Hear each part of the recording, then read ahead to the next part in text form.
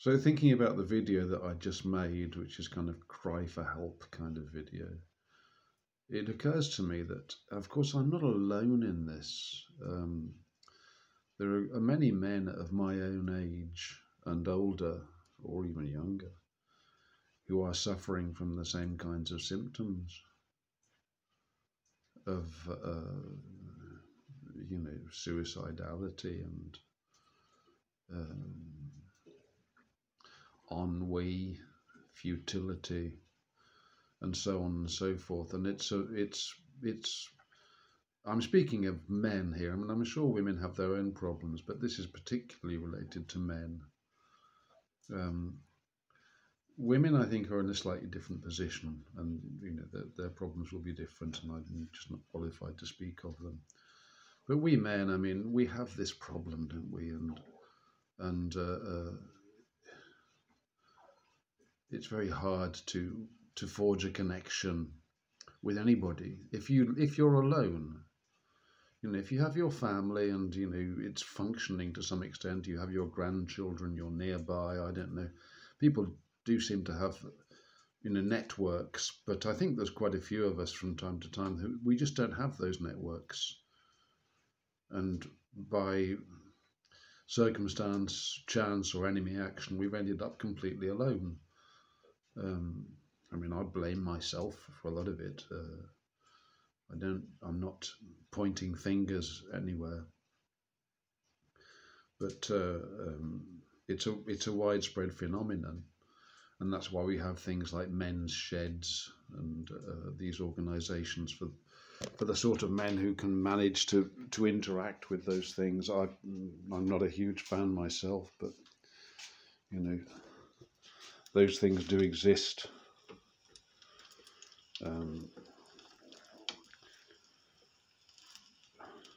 I mean, this is really my criticism of the church is particularly around this area, because this is an area where the church should be in the first line, and it's not. It's not. It really isn't. For many reasons, but certainly the reason is they're not practicing Christian values, surely. Pastoral care does occur in a non-Christian church. By non-Christian, I mean they're not Bible-believing. I'm sure if I were to start attending the Methodist Unitarian assembly up at the end of the road, there would be a measure of pastoral care. I'm sure they would identify me as being a person at risk, and I might get occasional phone calls or visits. I'm sure they have a structure for that sort of thing for their congregation members. Skeptical of the usefulness, but I mean that's in the social justice church. But in the true church, where we follow the Bible and we believe the Bible, I mean, hopefully those churches that are of that nature, there's nothing of that nature, is there? The Pentecostal church is probably better from that point of view. So yeah, I'm very disappointed with the church, really. It seems to me that the church is where this measure of care could and should exist, but just doesn't. But it's a serious shortcoming, is it not? The complete lack of pastoral care within a church. The church that I ended up attending, because of its faithfulness, I thought, as a church, the pastoral care is just zero. And one of the problems is, of course, that they'll organise these churches, particularly the faithful assemblies. They'll be organised around some fellow who has an understanding of biblical truth. So you've got a particular type of role. But pastoral duties very often are you need a different type of personality to handle those sorts of things. And the faithful assemblies don't really address them very much.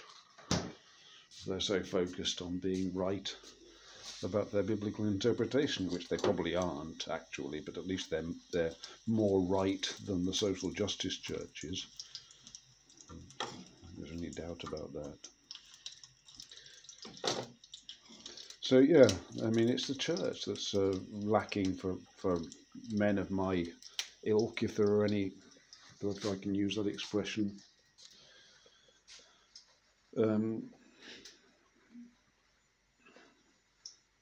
We've been let down greatly. I mean, we've been let down by our women, who, divorced us or abandoned us for various reasons, and they've been, applauded by society for so doing. We've been let down by our children, who've been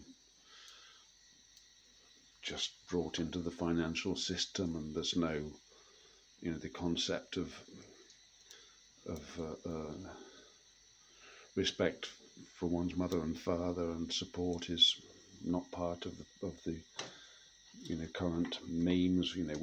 We're just fodder for care homes, I suppose. I'm probably a bit too young for that myself, but there are other people that will be approaching care home age. It's not a particularly exciting prospect, is it? To have to go into a care home. So this is a men's thing, and I think it's probably time we stood up and started rebelling against this nonsense. I don't know quite what to suggest, but I mean, maybe, home church would be an initial idea, wouldn't it? To meet up at somebody's house and start celebrating and praising the Lord, and then just start to be a bit more active and make ourselves heard. Because taken together, I'm sure we've got plenty of ammunition. I mean, we're not fools, are we? Or are we?